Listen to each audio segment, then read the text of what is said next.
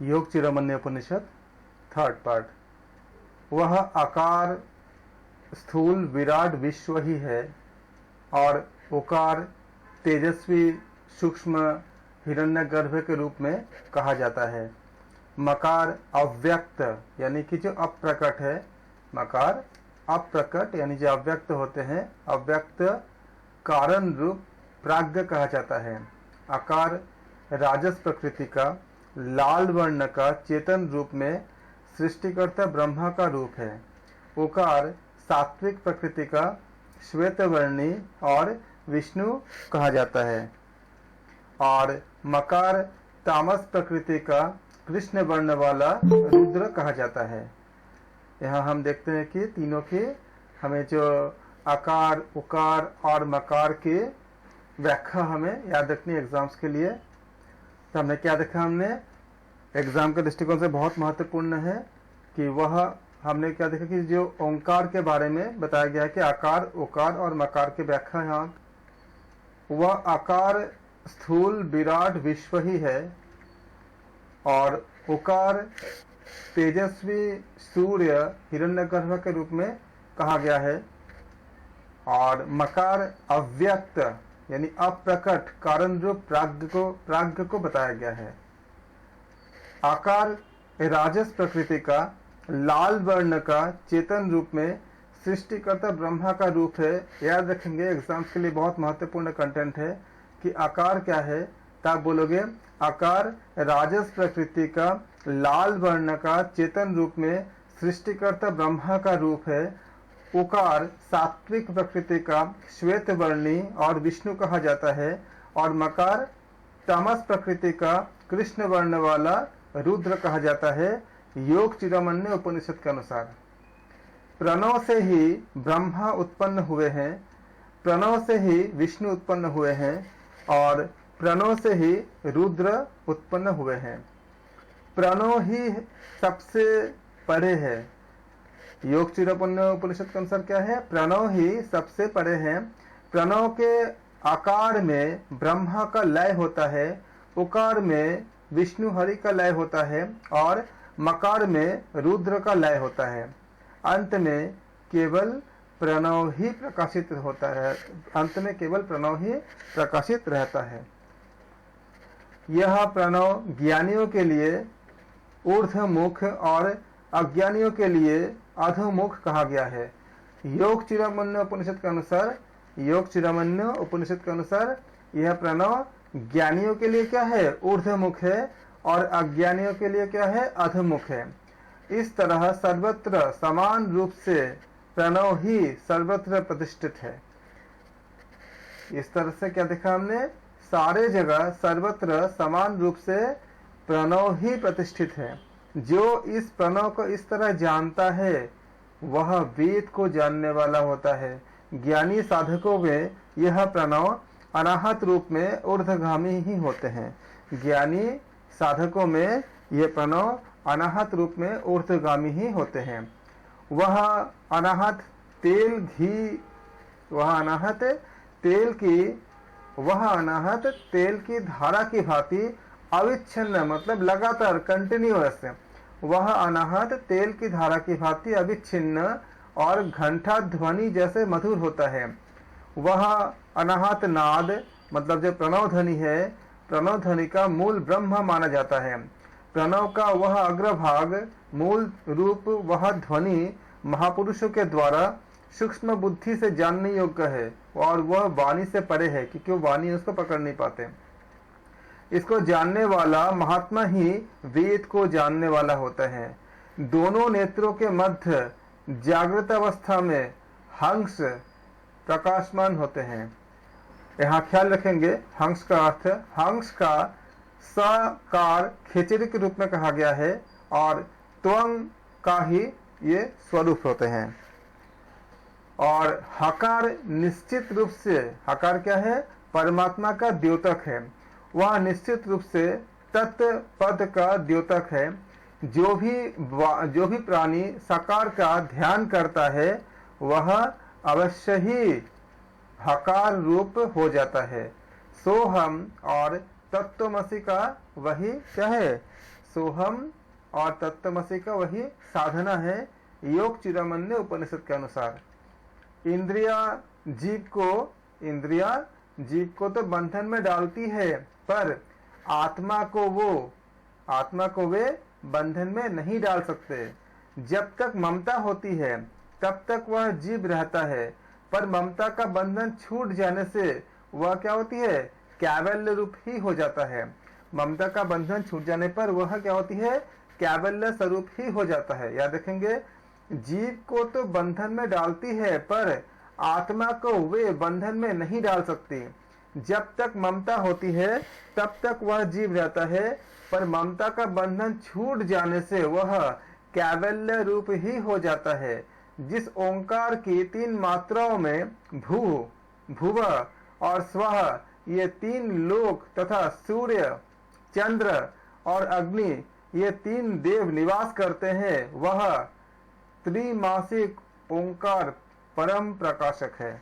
वह क्या है, त्रिमात्रिक मतलब 3 मात्रा, वह ये 3 देव निवास करते हैं, वह 3 मात्रा यानी त्रिमात्रिक ओंकार परम प्रकाशक है। इस प्रकार प्रकाशमान तीनों मात्राओं में क्रिया, इच्छा और ज्ञान तथा ब्राह्मी, रौद्री और वैष्णवी ये 3 शक्तियां विद्यमान होते हैं। क्या क्या शक्तियां? इस परम प्रकाशमान में 3 मात्राओं में क्या क्या होती है, क्रिया, इच्छा और ज्ञान तथा ब्राह्मी, रौद्री और वैष्णवी ये 3 शक्तियां ये विद्यमान होते हैं।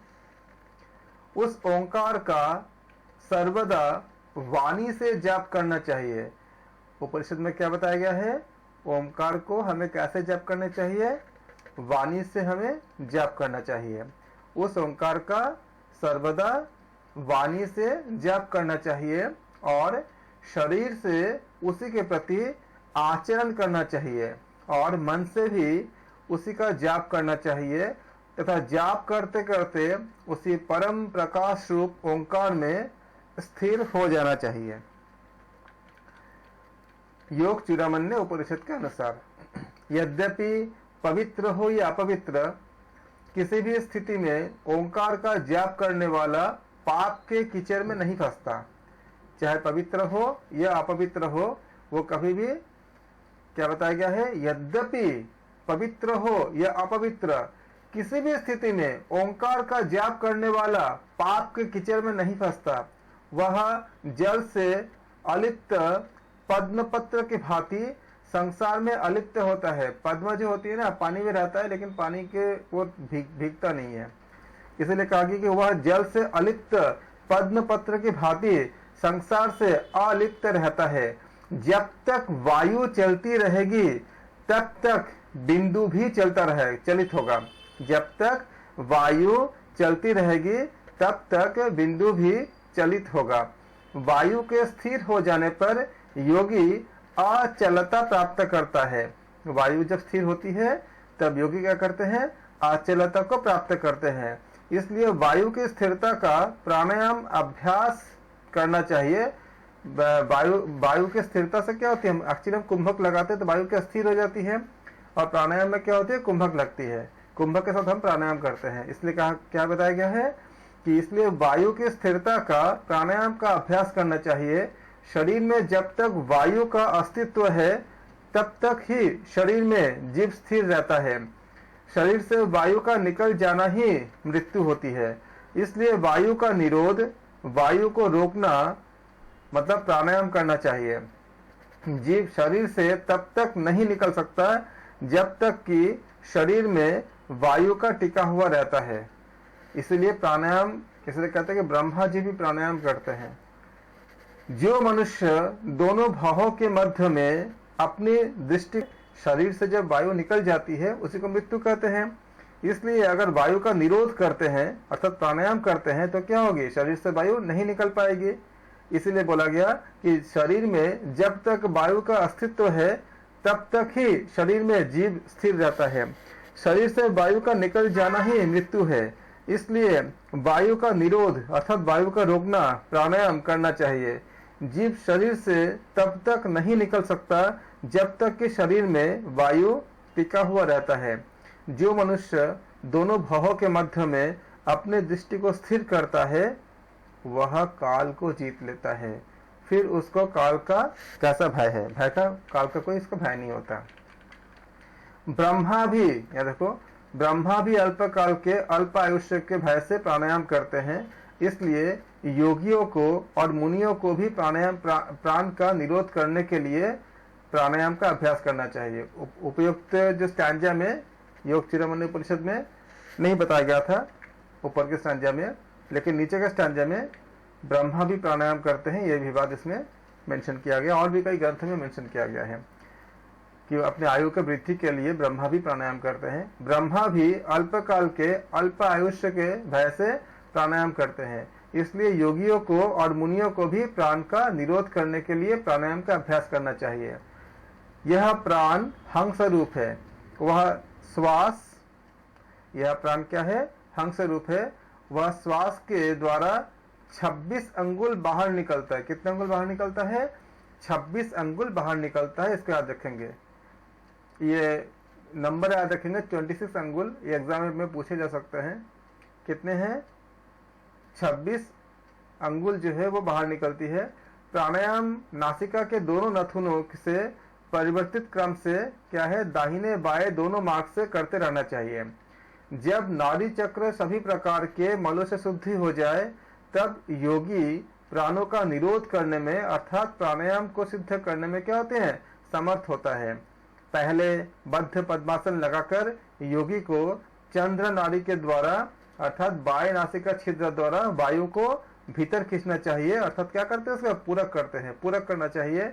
और बाद में कुछ समय तक उसे भीतर ही रोकना चाहिए अर्थात कुंभक करना चाहिए। फिर क्या बताया गया? सूर्य नाड़ी से दाहिने नासा छिद्र से हम रेचक करने के लिए कहा गया, हमें रेचक करना चाहिए अर्थात बाहर निकालना चाहिए। क्या बताया गया है? उस श्वास के द्वारा 26 अंगुल, आपको बहुत महत्वपूर्ण यह है कि यह प्राण क्या है? हंस रूप है। वह श्वास के द्वारा 26 अंगुल बाहर निकलता है। प्राणायाम नासिका के दोनों नथुनों से परिवर्तित क्रम से, मतलब दाएं बाएं और दोनों मार्ग से करते रहना चाहिए। जब नाड़ी चक्र सभी प्रकार के मलों से शुद्ध हो जाए तब योगी प्राणों का निरोध करने में अर्थात प्राणायाम को सिद्ध करने में क्या होते हैं? समर्थ हो जाते हैं। तब बद्ध पद्मासन लगाकर योगी को चंद्र नाड़ी के द्वारा अर्थात बाएं नासिका छिद्र द्वारा वायु को भीतर खींचना चाहिए अर्थात पूरक करना चाहिए। और बाद में कुछ समय तक उसे भीतर ही क्या करना चाहिए? रोक के रखना चाहिए। फिर सूर्य नाड़ी से दक्षिण नासिका छिद्र से रेचन करना चाहिए अर्थात बाहर निकलना चाहिए। प्राणायाम के बारे में यहाँ विस्तार से बताया गया है, इसको आप जरूर याद रखेंगे। हर एक इसके जो कंटेंट है एग्जाम में प्राणायाम से संबंधित ऐसे क्वेश्चन आए तो मैच द कॉलम में पूछ देंगे, या तो डायरेक्ट ऐसे ऑप्शन ऑब्जेक्टिव क्वेश्चन में ये आते हैं, आ जाए। तो प्राणायाम आगे हम इसको देखेंगे कि प्राणायाम काल में सुधा सागर से निकले हुए गाय के दूध के समान धवल वर्ण चंद्रबिंब का ध्यान करने से साधक क्या होता है? सुखी होता है। और हृदय कमल स्थित प्रज्वलित ज्वाला, जैसे हृदय कमल में जो स्थित होते हैं, हृदय कमल स्थित प्रज्वलित ज्वाला, जो ज्वाला मतलब आपका जो अग्नि होती है, तो प्रज्वलित ज्वाला हृदय कमल स्थित प्रज्वलित ज्वाला समान क्या होती है? सूर्य भगवान के ध्यान के साथ हमें प्राणायाम करने से योगी को क्या मिलती है? सुख मिलता है। प्राणायाम में सबसे पहले ईरा नाड़ी क्या होती है? बाया नासिका छिद्र होता है। प्राणायाम में सबसे पहले ईरा नाड़ी बाएं नासिका छिद्र से श्वास खींचकर पूरक करना चाहिए। फिर पिंगला नाड़ी दाहिने नासिका छिद्र से श्वास का रेचन करना चाहिए और पुनः इसे विपरीत क्रम से हमें करना चाहिए। इस प्रकार परिवर्तित क्रम में प्राणायाम करते समय चंद्र और सूर्य का पहले कहे गए अनुसार ध्यान का परिशीलन करने पर केवल 2 महीने में नाड़ी शोधन हो जाता है। योग चूड़ामणि उपनिषद के अनुसार। अन्य ग्रंथ में ये आपका डिविजन अलग अलग हो सकता है, लेकिन ग्रंथ के अनुसार आप याद रखेंगे। हठयोग प्रदीपिका में कुछ और बताया गया है, लेकिन यहाँ पे क्या बताया गया है, 2 महीने में नाड़ी शोधन, आपका नाड़ी का शोधन हो जाती है। ऐसे नाड़ी शोधन प्राणायाम करने से जब नाड़ी शुद्ध हो जाती है तब वायु को इच्छा अनुसार धारण करने की क्षमता प्राप्त हो जाती है तथा आरोग्य और जठराग्नि की प्रबलता भी क्या होती है, बढ़ती है। इससे क्या होती है, दिव्य नाद भी सुनाई पड़ती है। प्राणायाम में कुंभक में जब हम प्राणायाम करते हैं तो प्राणायाम में कुंभक में जब तक वायु भीतर रहता है तब तक क्या होती है, हमें अपान वायु को भी रोके रहना चाहिए। इस प्रकार हृदय रूपी आकाश में एक श्वास की मात्रा ऊपर नीचे गतिशील होती रहती है। प्राणायाम की पूरक, रेचक और कुंभक ये तीनों क्रियाएं साक्षात प्रणव का ही स्वरूप होते हैं। प्राणायाम की क्या क्या क्रियाएं, पूरक, रेचक और कुंभक, ये तीनों क्रियाएं साक्षात प्रणव का ही स्वरूप है।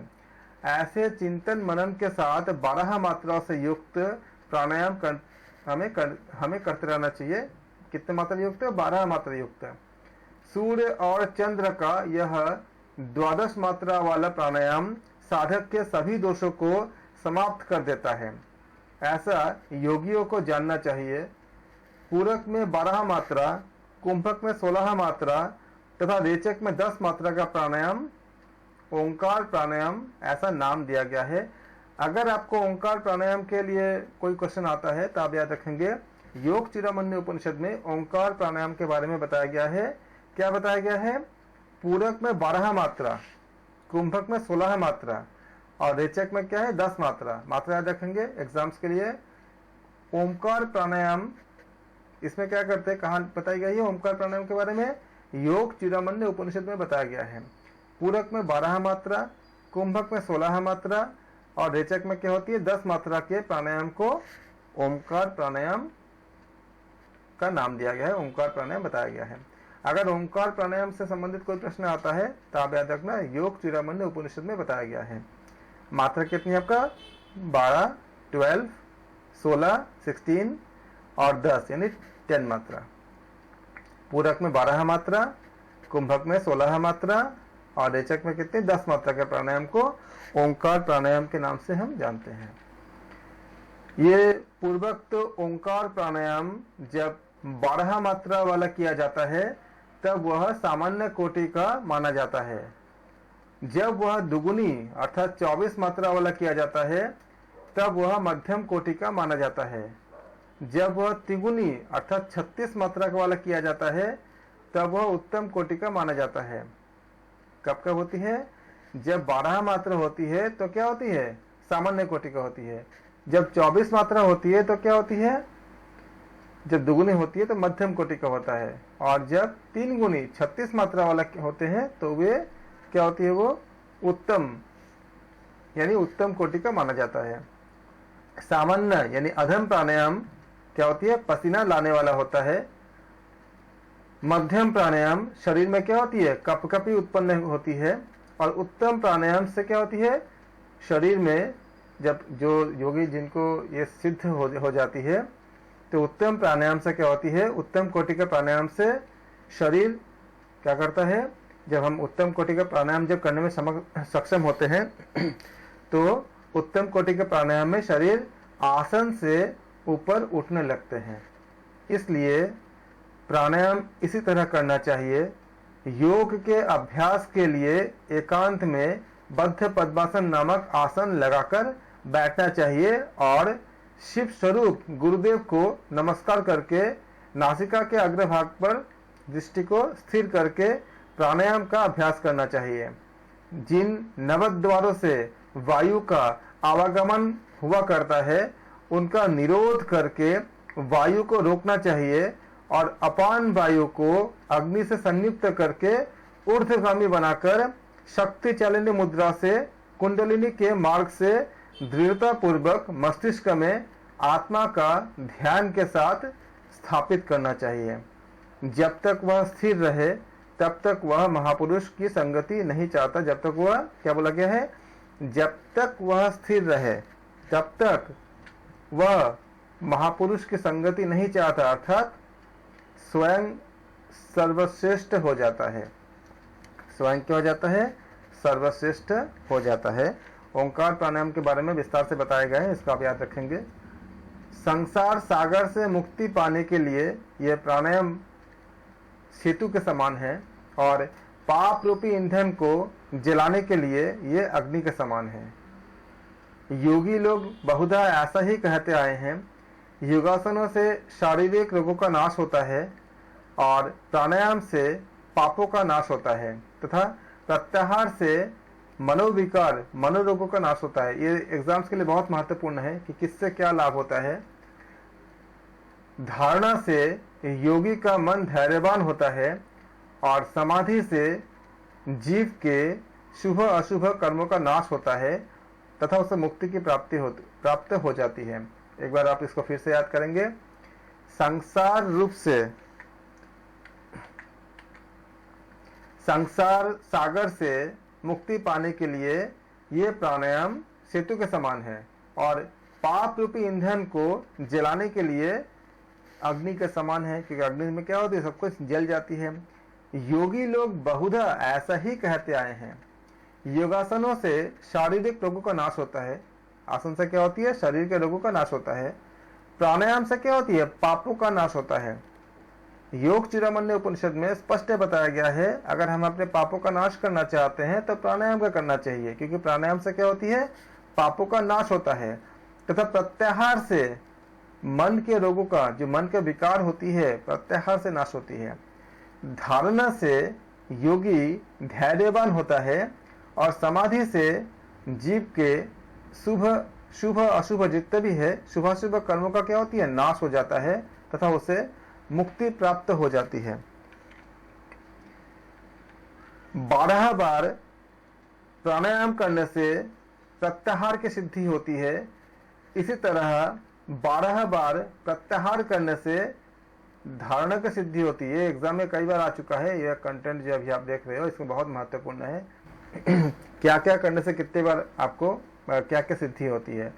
12 बार प्राणायाम करने से प्रत्याहार की सिद्धि होती है, याद रखेंगे। 12 बार प्राणायाम से प्रत्याहार की सिद्धि होती है।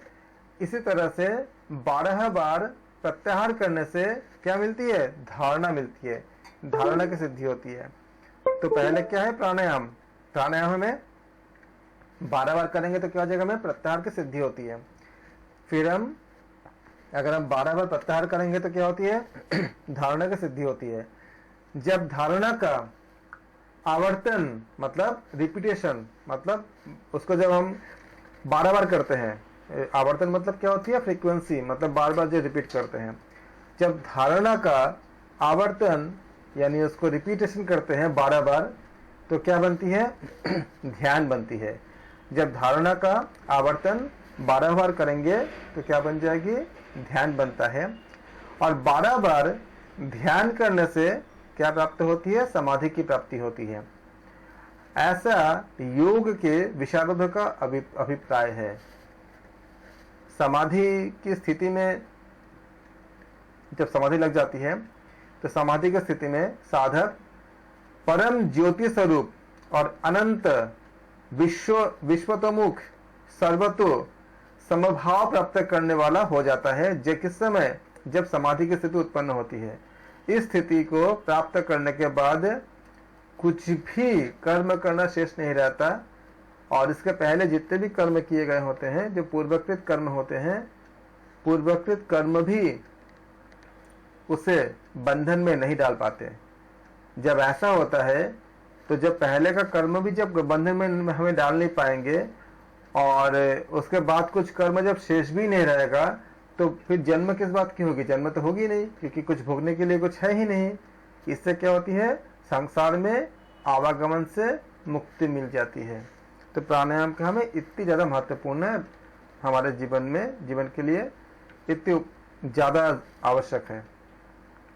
दोनों पैरों की एड़ियों को, दोनों पैरों की, अगले हम स्टैंजा में देखेंगे, दोनों पैरों की एड़ियों को मेढ़ क्या होती है, शिवनी स्थान होती है, में लगाकर दृढ़ता पूर्वक क्या करना चाहिए, हमको आसन में बैठना चाहिए।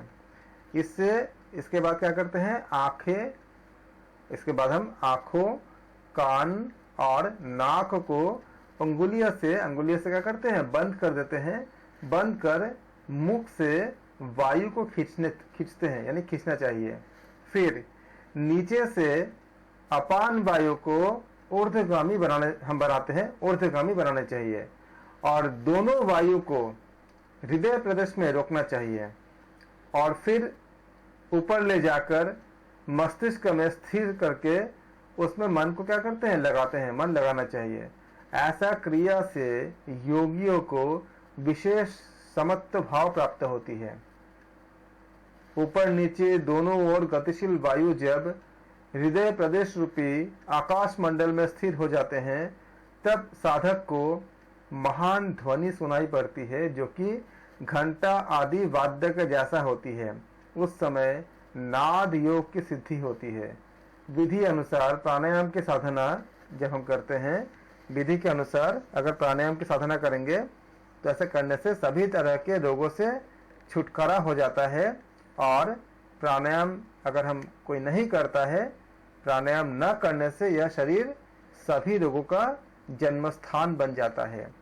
वायु के विकृत होने से ही, जब वायु विकृत होती है तो वायु के विकृत होने से ही तो खांसी, श्वास, हिचकी और सिर, कान, नाक आदि की पीड़ा होती है और तरह तरह के रोग क्या होती है, उत्पन्न होते हैं, यानी कि पैदा हो जाते हैं।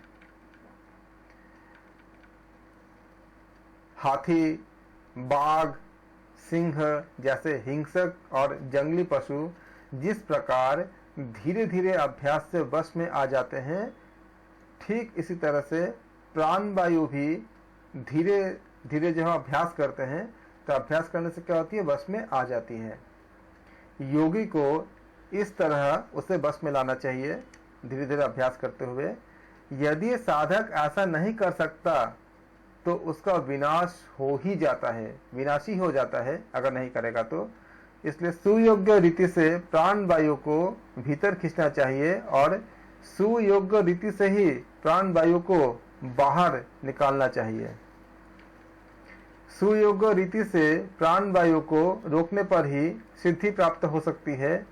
नेत्र आदि इंद्रियां अपने अपने विषयों की ओर भागती दौड़ती है।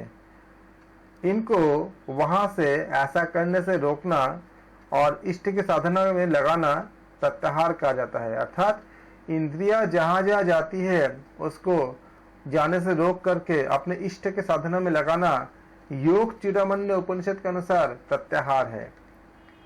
क्या है? नेत्र आदि इंद्रिया अपने अपने विषयों में की ओर अपने आप भागती है। जैसे नेत्र क्या करती है, बाहर की चीजें देखती है, कान क्या करती है, सुनती है। उनको वहां से ऐसा करने से रोकना और इष्ट के साधना में लगाना, ये क्या कहलाता है? प्रत्याहार कहलाता है योग चिरमन्य उपनिषद के अनुसार। जैसे जैसे तीसरा प्रहर अर्थात सायंकाल होता जाता है, वैसे वैसे सूर्य अपने प्रकाश को समेटता जाता है और पूर्ण सायंकाल के आ जाने पर वह अपने प्रकाश को पूरी तरह से समेट लेता है।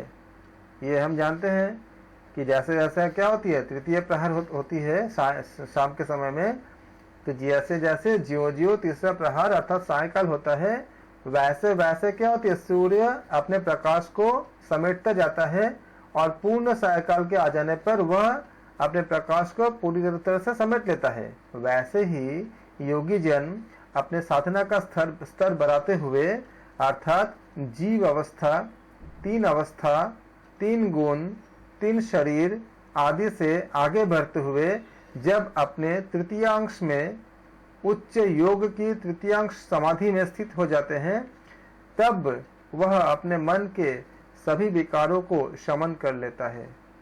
यही उपनिषद का रहस्य विद्या है और इस प्रकार से ये उपनिषद समाप्त होती है। यह उपनिषद यहाँ समाप्त होती है अर्थात योग चिरमन्य उपनिषद यहाँ पे हमारा समाप्त होती है। आज हमने योग चिरमन्य उपनिषद के तृतीय पार्ट में हमने संपूर्ण उपनिषद हमने समाप्त किए। कल हम नया उपनिषद हम अध्ययन करेंगे और इस वीकेंड में आपका यूनिट 2 के जो 10 उपनिषद है उससे हम MCQs करेंगे। उसमें आपको 4 ऑप्शन दिए जाएंगे और आपको करेक्ट ऑप्शन आपको चूज करने होंगे। इस MCQ टेस्ट में आपको हम ये भी समझाएंगे कि रॉन्ग आंसर को एलिमिनेट करके अगर आपको बहुत मतलब अच्छे से किसी क्वेश्चन में अगर आपको करेक्ट आंसर अगर नहीं भी आता है तो इससे टेक्निक होती है जिससे हम रॉन्ग आंसर को हम एलिमिनेट काफ़ी हद तक हम करना सीखते हैं। उससे हमें कभी कभी मदद हो जाती है सही आंसर तक पहुंचने में, क्योंकि सारे क्वेश्चन का आंसर ज़रूरी नहीं कि हमको एग्ज़ाम में आ ही जाए, लेकिन अगर हमको ये टेक्निक पता रहेगा कि रॉन्ग आंसर को कैसे एलिमिनेट करते हैं तो कभी कभी ऐसा होता है कि आपको बहुत हेल्प हो जाती है करेक्ट आंसर तक पहुंचने में। ये सारे टेक्निक हम डिस्कस करेंगे और आप 10 उपनिषद को जो पहला है उसको अच्छे से आप रेडी करके रखेंगे। धन्यवाद आप सबका, थैंक यू सो मच। और आप कोई भी डाउट हो हम उससे डिस्कस करेंगे।